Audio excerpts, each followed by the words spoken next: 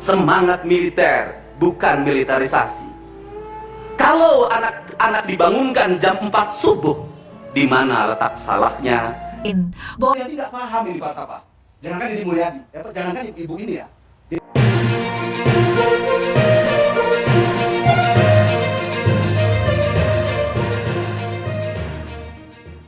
Bapak Adel Setiawan, kalau saya perhatikan Bapak ini sepertinya sudah dirasuki oleh rasa kebencian ya. Sepertinya suara-suara iblis itu lebih kuat berteriak di telinga bagian kiri Bapak.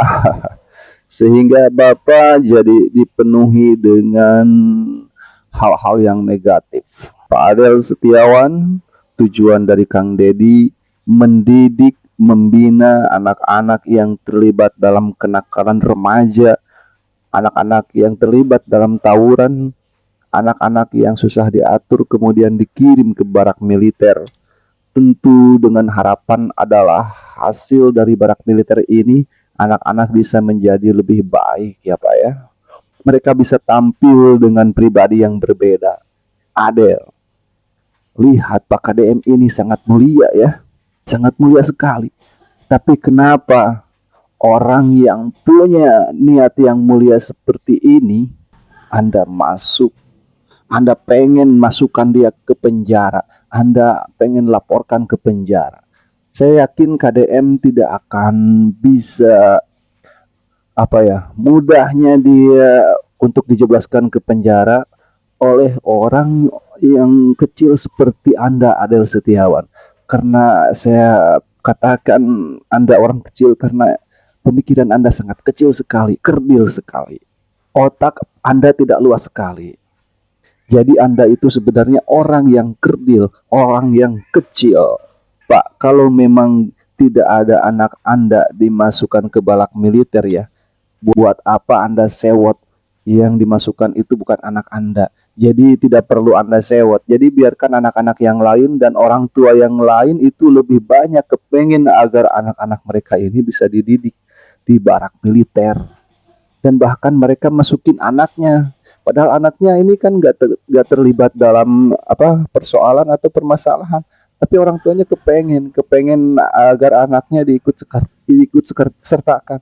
Dan coba ya, begini loh Pak, biar lebih objektif, coba Bapak kumpulkan anak-anak yang sudah selesai pendidikan di barak militer itu, Bapak kumpulkan, kemudian Bapak tanya satu-satu, kemudian kira-kira bagaimana perasaan mereka, bagaimana pendapat mereka selama mereka dididik di barak militer Pak.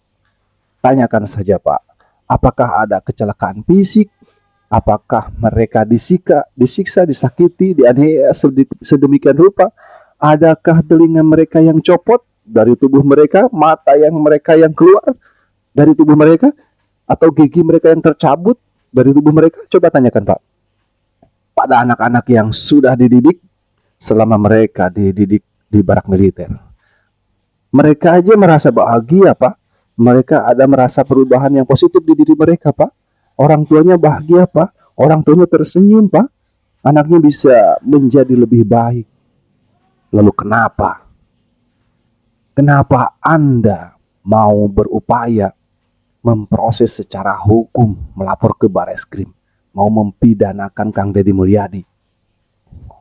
Hukum-hukum, coba kalau Anda bilang hukum-hukum ya, Anda bisa nggak tangani anak-anak yang terlibat dalam tawuran, yang terlibat dalam geng motor, yang mabuk-mabukan, anak-anak yang narkoboi, anak-anak yang amit-amit ya, yang menghabisi orang tuanya dengan senjata tajam. Itu bagaimana cara Anda menanganinya, Pak Adel?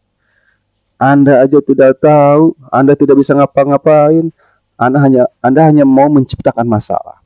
Saya sangat menyayangkan Anda itu sebagai orang tua itu saya kategorikan orang tua yang gagal mendidik anak Anda. Karena Anda dan juga Anda adalah orang tua yang memalukan. Hentikanlah Pak Adel niat yang jahat Anda. Anda dengar kata-kata saya, hentikanlah ya. Karena hidup Anda ke depan akan tidak bagus, akan tidak baik-baik saja. Masa depan anak-anak Anda juga akan tidak baik-baik saja.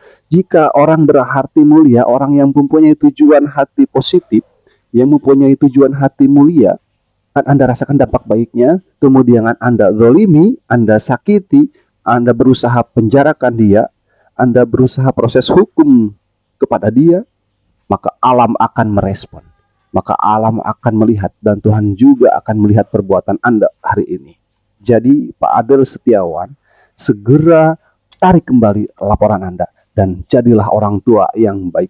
Jadilah ayah yang menjadi teladan yang baik kepada anak-anak, kepada keluarga Anda. Jangan jadi orang tua yang seperti ini. Saya melihat sepertinya banyak iblis-iblis di sekitar Bapak yang sudah mempengaruhi Bapak sehingga hari ini yang kemarin Bapak pernah lapor ke Komnas HAM, dan juga hari ini Bapak melaporkan ke Bareskrim. Berarti niat Bapak itu udah tidak baik-baik saja, Pak. Itu, Pak. Kang Deddy Mulyadi merampas hak anak. Itu yang disebutkan oleh orang-orang yang tidak suka dengan kebijakan Kang Deddy Mulyadi sebagai Gubernur Jawa Barat dengan memasukkan anak-anak yang perlu bimbingan khusus ke barak militer. Alhamdulillah, abdi sebagai orang Sunda ngarasa bungah, ngarasa atoh ngupingkeun ieu pidato sampai ngaluarkeun cai soca. Dan pidato ini jawaban buat orang-orang yang menyebutkan bahwa Deddy Mulyadi merampas hak anak-anak. Dengarkan sampai habis. Semangat militer, bukan militerisasi. Kalau anak-anak dibangunkan jam 4 subuh, di mana letak salahnya dan di mana letak pelanggarannya? Kalau anak-anak dibangunkan, kemudian disuruh membereskan tempat tidur, apa salahnya dan apa pelanggaran hak anaknya? Kalau anak-anak disuruh sholat subuh, apa pelanggaran haknya? Kalau anak-anak mengikuti kuliah subuh, apa pelanggaran anaknya? Kalau anak-anak disuruh ngantri kemudian makan pagi, sarapan pagi dengan telur, dengan nasi, dengan pisang dan minum susu, di mana letak salahnya? Kalau anak-anak kemudian disuruh belajar dan saat belajar duduknya bersikap memandang ke arah gurunya, memandang mata gurunya agar terjadi transformasi energi antara guru dengan muridnya yang hari ini dihilangkan dengan digitalisasi, menghilangkan ruh spiritual konsepsi pendidikan kita, diganti dengan konsep pendidikan digital yang tidak lagi melahirkan hubungan emosional guru dan murid. Akhirnya murid-murid tidak menghormati guru-gurunya karena guru lupa mengekspresikan nilai-nilai spiritual dalam dirinya pada murid dalam ruangan yang hening, diganti dengan papan belajar digital. Di mana letak salahnya? Kalau anak-anak itu diajarkan makan siangnya tertib, berantri, berdoa sebelum makan, di mana letak salahnya? Kalau anak-anaknya sore hari diajarkan bola voli, sepak bola, latihan baris berbaris, di mana letak salahnya? Kalau sore hari anak-anak disuruh masuk ke masjid, mengikuti pengajian, di mana letak salahnya? Kalau setelah itu mereka makan malam, dan makan malam ditandai dengan berdoa, di mana letak salahnya? Kalau mereka jam 9 disuruh masuk barak, disuruh masuk ruang tidur, dan disuruh tidur, di mana letak salahnya? Justru hak-hak anak terdapat di barak pendidikan TNI, dan hak itu tidak mereka dapatkan di rumah-rumah. Dari padangan saukur nyinyiran, sok saling support, saling ngebangun. Kang Deddy Mulyadi boga program di mana rek ngebangun bangsa nu pertama kali diomean para pemuda. 5 jenis orang atau kelompok yang bertentangan dengan Kang Deddy Mulyadi. Kita list dari yang receh dulu sampai ke yang berbahaya. Nah, yang pertama itu adalah orang yang punya kecenderungan narsistik.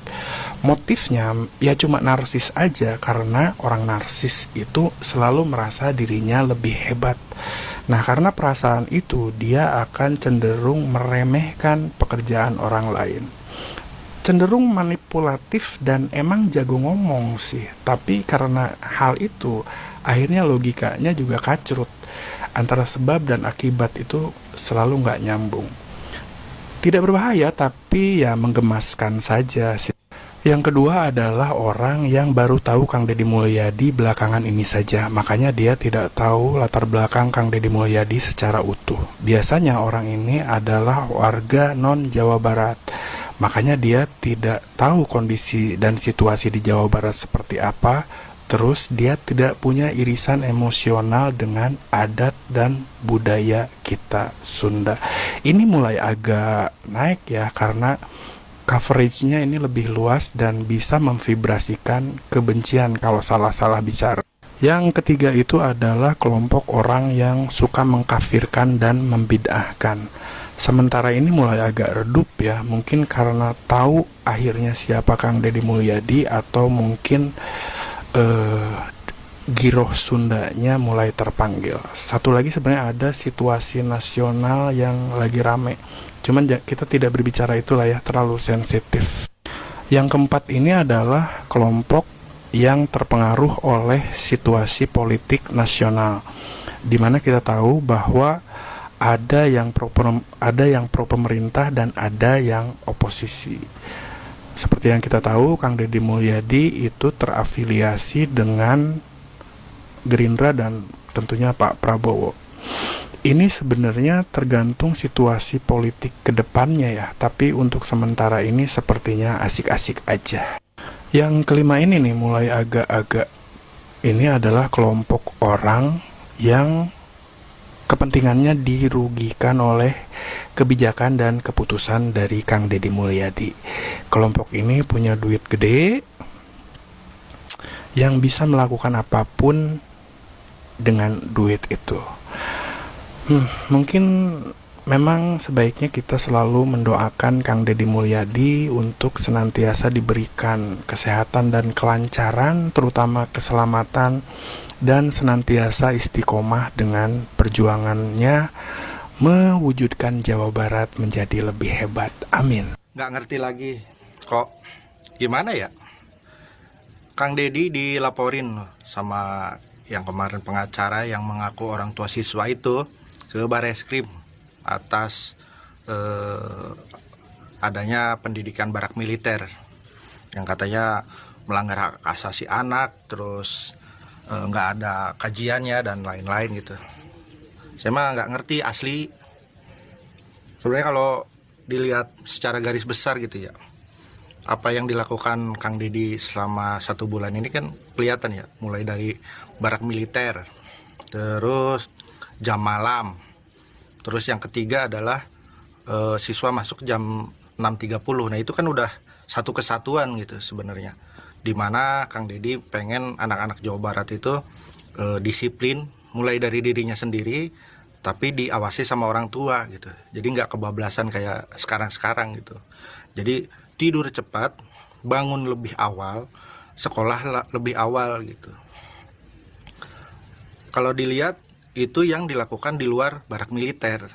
Sebenarnya kan garis besar Kang Deddy itu cita-citanya adalah menciptakan banyak sekolah yang kayak Taruna Nusantara, di mana sistemnya itu disiplin, terus anak-anaknya juga bagus-bagus lulusannya gitu. Tapi dengan model yang bisa diterapkan di sekolah-sekolah umum gitu, yang nggak berbiaya mahal, karena nggak semuanya bisa masuk Taruna Nusantara. Jadi gimana caranya standarnya sama kayak Taruna Nusantara, tapi dengan biaya yang murah gitu. Sebenarnya itu kan benang merahnya. Cuma nggak ngerti gitu, entah karena politik atau apa. Coba deh kalian komen gimana itu tentang pelaporan KDE orang tua siswa itu tentang barak militer ala KDM. Coba deh kalian komen. Kalau ngelihat statementnya Pak Adel ini ya, gue jujur sangat-sangat penasaran gitu. Gue ngebayangin ya, anaknya Pak Adel ini pasti anak idaman orang tua banget gitu. Anak yang nurut banget sama orang tua, anak yang tidak pernah membantah apa kata orang tua gitu ya. Boro-boro mau tawuran, berantem, nongkrong-nongkrong, minum-minum beralkohol gitu. Nggak mungkin, nggak mungkin. Bolos sekolah aja nggak mungkin gitu loh, ya kan? Anaknya Pak Adel ya. Pak Adel nggak pengen buka kelas gitu Pak, coaching gimana caranya mendidik anak yang baik dan benar gitu ya Pak. Kalau buka kelas saya mau ikut Pak Adel. Kang Deddy Mulyadi, jangan gitu dong. Masa anak-anak dijadiin kelinci percobaan sih? Tuh kan jadinya Pak Adel Setiawan ikutan komplain. Gimana sih ini Kang Deddy Mulyadi? Masa anak-anak dijadiin kelinci percobaan masukin ke barak militer? Jangan marah-marah dulu, dengerin dulu videonya sampai habis. Gue nggak tahu kalian udah lihat videonya Pak Adel atau belum, tapi kalau yang belum nih, gue tampilin cuplikannya sedikit aja ya. Deddy Mulyadi nggak paham ini falsafah. Jangankan Deddy Mulyadi, jangankan ibu ini ya. Deddy Mulyadi aja nggak paham tentang falsafah. Jadi saya nggak perlu mendebat ibu ini. Ada hasilnya juga ya. Berarti anak jadi kelinci percobaan, Bu. Nggak boleh anak jadi kelinci percobaan. Aduh, Pak Adel, bentar saya napas dulu ya. Nggak boleh dijadiin kelinci percobaan, Pak. Diketahui nama jerawat saya nih, Pak, yang lagi mateng-matengnya nih, Pak. Kalau Bapak ngomongnya kayak gitu, bawa-bawa kelinci percobaan, berarti selama ini saya dan anak-anak sekolah di Indonesia ini selama ini adalah menjadi kelinci percobaan Mendikbud, Pak. Bisa Bapak bayangkan nggak? Dulu saya lagi adem ayem nih, Pak, pakai kurtilas nih, Pak, kurikulum 13 gitu. Tiba-tiba diganti flip gitu, langsung jadi kurikulum merdeka, Pak. Pusing nggak kita, Pak? Apa kita bukan kelinci percobaan, Pak? Lah kalau bukan kita, anak-anak murid kelinci percobaan, terus siapa, Bapak? Bapak kan udah nggak sekolah lagi, Pak. Kadang-kadang nih kalau ada orang-orang begini nih rasanya gue pengen ikutan berdebat gitu, tapi gue sadar diri gue nggak punya power, gue bukan siapa-siapa, gue cuma rakyat jeletong doang gitu, gue cuma rakyat netizen biasa yang mengkritik pemerintah. Ya kalau gue lagi punya solusi, gue kasih solusi, tapi kalau bisa kritik itu selalu disertakan dengan solusi atau kritik itu disertakan dengan saran. Padahal dalam hati gue ya rasanya gue pengen ikutan berdebat itu di situ itu sama tuh Pak Adel gitu. Terus ya di lanjutan videonya itu kan gue cuma sepenggal doang tuh. Di lanjutan videonya gini, kalau gagal gitu katanya Pak Ade, Pak, di dunia ini Pak selalu ada dua kemungkinan, berhasil dan gagal, Pak. Menurut saya kenapa Bapak langsung melihat dari sisi negatifnya gitu, Pak? Kenapa nggak didoain yang baik-baik? Karena ini kan pemerintah sedang bebenah, Pak. Ada baiknya menurut saya ya, Pak. Harusnya didoakan yang baik-baik dulu gitu. Karena ini tujuan program ini tujuannya baik. Yang selama ini kita tahu dimana kalau kita memiliki tujuan baik harusnya akhirnya baik juga. Toh Bapak tahu nggak anak-anak yang di barak militer itu seneng aja loh, seneng-seneng aja loh, bahagia loh mereka bisa tidur nyenyak, makan kenyang. Bahkan ada banyak anak-anak yang justru mengajukan dirinya untuk dimasukkan ke dalam barak, termasuk saya. Saking aja saya bukan anak-anak sekolah, Pak. Udah gitu ya, Pak, dari zaman bahula, Pak, dari zaman Bapak kecil pun kita semua itu tahu, Pak, kalau namanya karakter anak itu pasti dibentuk dari orang tua dulu yang pertama, dari lingkungan keluarga, habis itu lingkungan sekolah, lingkungan pertemanan, lingkungan les-lesan, lingkungan tetangga, lingkungan ini, lingkungan itu, kita semua tahu, Pak. Nah, sekarang solusinya apa, Pak? Bapak jangan cuma ngekritik aja, ya. Bapak itu masuk TV, ya, masuk TV begitu, berdebat dengan rakyat. Ibarat kata ibu-ibu itu kan sebagai kalangan rakyat gitu ya, yang pro terhadap program pendidikan karakter barak militernya Kang Deddy Mulyadi gitu. Ya, solusi dari Bapak apa gitu? Ya, kita tahu gitu kalau anak-anak itu karakternya dari orang tua gitu, dari sekolah, dari lingkungan. Kita tahu solusinya apa?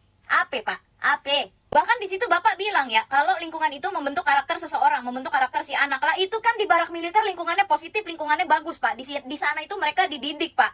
Dididik supaya disiplin, supaya tidak nakal lagi, ya. Lah itu dikasih lingkungan yang bagus, Pak. Bagus dong harusnya. Kita tahu, Pak, kalau permasalahan-permasalahan ini tuh sudah ada sejak dari dulu, Pak.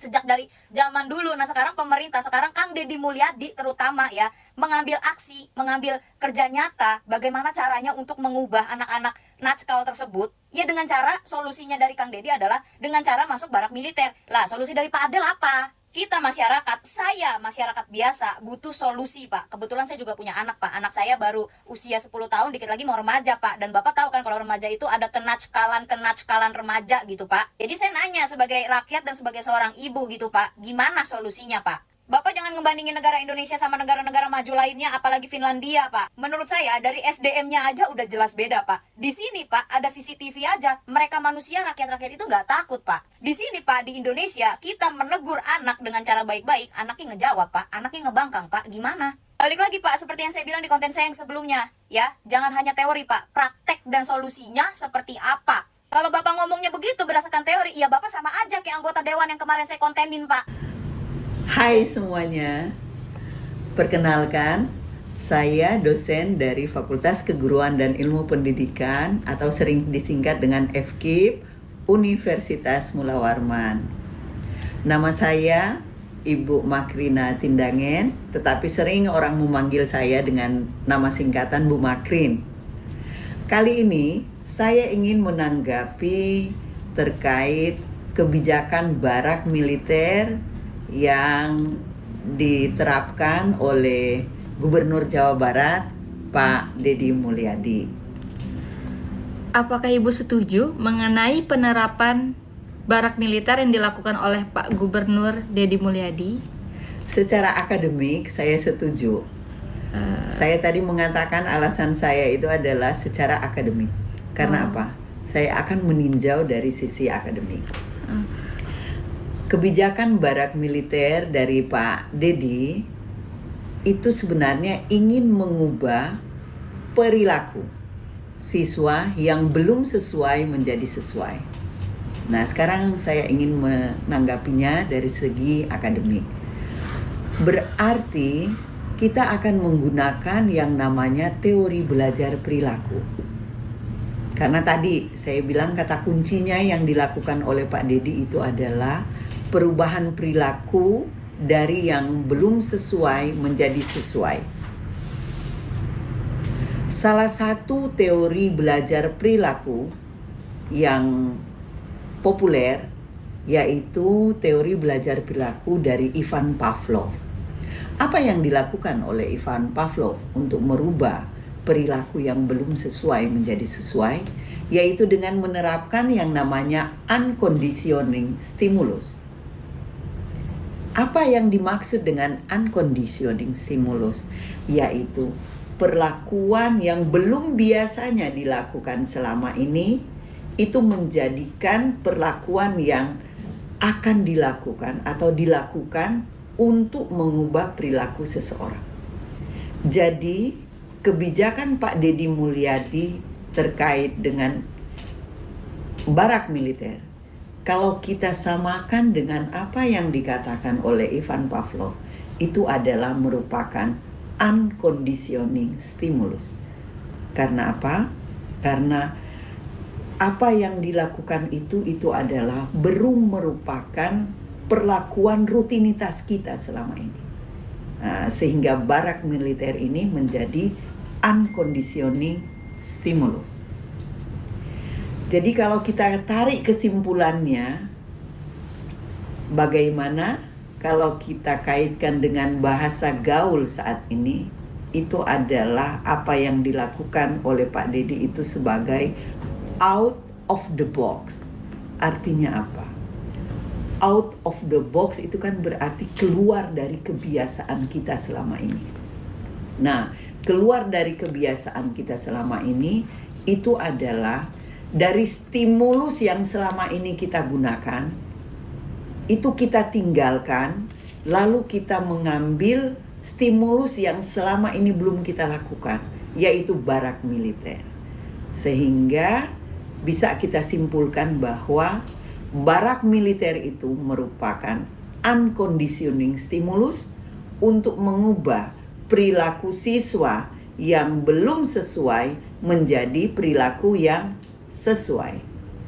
Begitu ya tanggapannya. Terima kasih dan semoga bermanfaat. Oke, saya nggak peduli ya pakai teori apa, mau ahli apa. Saya tidak mengerti untuk hal seperti itu. Yang kita lihat adalah real prakteknya, apa yang dihasilkan dan dampak bagi masyarakat yang merasakan. Dan tadi seperti yang disampaikan oleh Kang Dedi Mulyadi, jika anak-anak bangun jam pagi 5 itu apa salahnya? Kemudian sarapan pagi apa salahnya? Kemudian mereka berolahraga apa salahnya?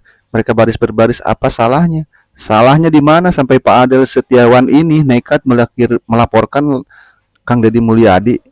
Berarti dia menganggap bahwa yang dilakukan oleh Kang Dedi Mulyadi ini sebagai bentuk kejahatan. Nah ini kan sadis banget kan? Sampai-sampai seperti itu, padahal anaknya juga tidak masuk ke barak militer, tapi dia yang sewot, dia yang sok sibuk. Ini ada kepentingan apa itu Pak Adel Setiawan ya? Saya sangat mendukung penuh kebijakan upaya yang dilakukan oleh KDM ya untuk anak-anak sekolah di Jawa Barat. Dia betul-betul memperhatikan pendidikan anak. Banyak dampak yang kita lihat hari ini efektif sekali guys. Anak-anak ke sekolah itu tidak diperbolehkan menggunakan sepeda motor apalagi membawa mobil, tapi diwajibkan berjalan kaki. Itu sangat baik. Lalu berikutnya sekolah harus lebih awal, jam 6.30 itu udah semua siswa itu harus belajar. Itu bagus. Lalu yang berikutnya adalah adanya surat edaran larangan agar anak-anak sekolah di atas jam 9 malam itu sudah tidak boleh lagi beraktivitas lagi atau berkeluyuran lagi di luar rumah. Saya ada temuan ya guys ya, ada anak-anak ya di Jawa Barat ya, ada di salah satu wilayah ya. Saya pernah lihat di sana, itu kan ada kompleks perumahan. Jadi suasana cukup sepi. Kalau kita masuk ke kompleks perumahan itu, itu ada bocil-bocil pacaran di situ. Di situ sudah jam 9 malam, di situ sudah jam 10 malam. Di situ mereka pacaran, bukan pacaran yang sehat, tapi ya hubungan-hubungan yang seperti itu. Dengan adanya kebijakan-kebijakan seperti itu, anak-anak seperti itu bisa minimalisir, bisa menjaga untuk keluar rumah, bisa terjaga untuk melakukan dari kelakuan yang tidak diinginkan. Jadi saya sangat mendukung segala bentuk dari kebijakan Kang Deddy Mulyadi yang tujuannya untuk kebaikan bagi anak-anak di Jawa Barat, untuk masa depan anak-anak Jawa Barat. Ini pemimpin yang sangat bertanggung jawab ya guys. Pemimpin yang sangat peduli memperhatikan pendidikan anak-anak Jawa Barat. Dari bangun pagi sampai malam tidur lagi, pemimpin ini sangat memperdulikan sekali anak-anak Jawa Barat. Dan sekarang dilaporkan oleh Pak Adel Setiawan. Saya sudah, ya sorry ya Pak Adel, saya sudah nggak habis berpikir lagi dengan isi hati Anda itu apa. Kok bisa-bisanya Anda mau melaporkan? Apa Anda mau cari panggung atau cari nama atau apa? Tapi kita kembali mendengarkan apa yang Kang Deddy Mulyadi itu, bahwa ada pihak-pihak yang mungkin mau cari nama atau numpang tenar atau numpang panses lah, dengan berupaya untuk mempidanakan dirinya, memproses hukum terhadap dirinya. Tapi dia bilang kita semua jangan emosi, tetap rileks, tetap tenang, hadapi dengan santai. Jadi ya seperti itu.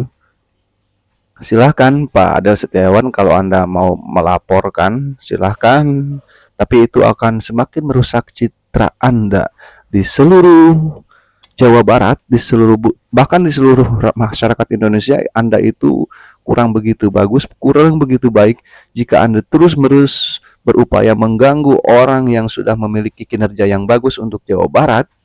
Pak Adel, Anda belum bisa menghasilkan apa-apa. Jadi stoplah Pak Adel, tidak perlu lupar lapor, gak ada gunanya seperti itu. Oke ya, saya kira seperti itu Sobat Rakyat. Terima kasih buat Pak KDM, kebaikan suara-suara iblis di luar sana yang berupaya mengganggu, menghalangi Anda. Tetap semangat untuk Kang Deddy Mulyadi. Wallahul muwaffiq ila aqwam. Wassalamualaikum warahmatullahi wabarakatuh.